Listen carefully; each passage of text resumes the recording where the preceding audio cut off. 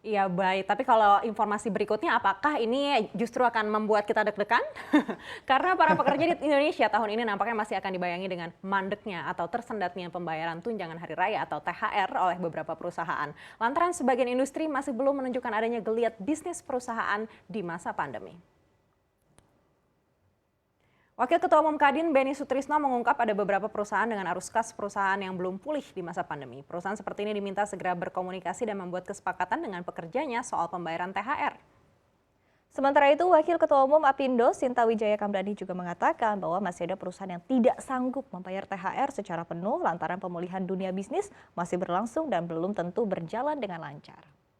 Saat ini Menteri Ketenagakerjaan Ida Fauziah juga masih mengkaji skema pembayaran THR 2021 bersama Tripartit dan Dewan Pengupahan Nasional. Kementeriannya pernah membuka peluang skema THR 2020 kembali bergulir di tahun ini bila memang dunia bisnis masih mengalami tekanan imbas COVID-19.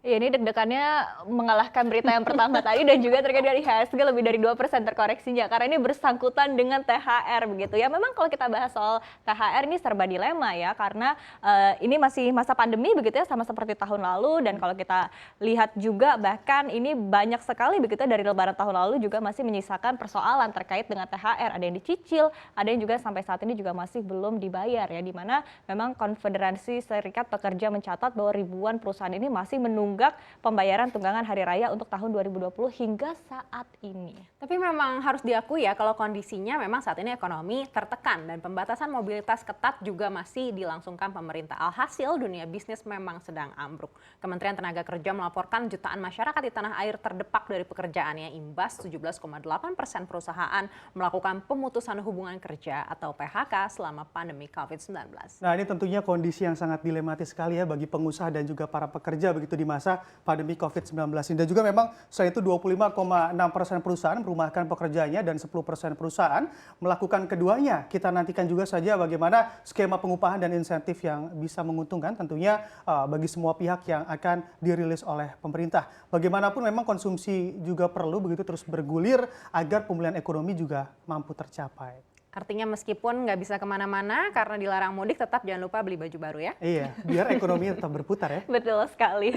Oh iya, sebelum mengakhiri Power Lunch, kami juga akan mengingatkan bagi Anda pemirsa CNBC, jangan lupa ada program menarik selama seminggu ke depan, yaitu BNI Invest Time Week.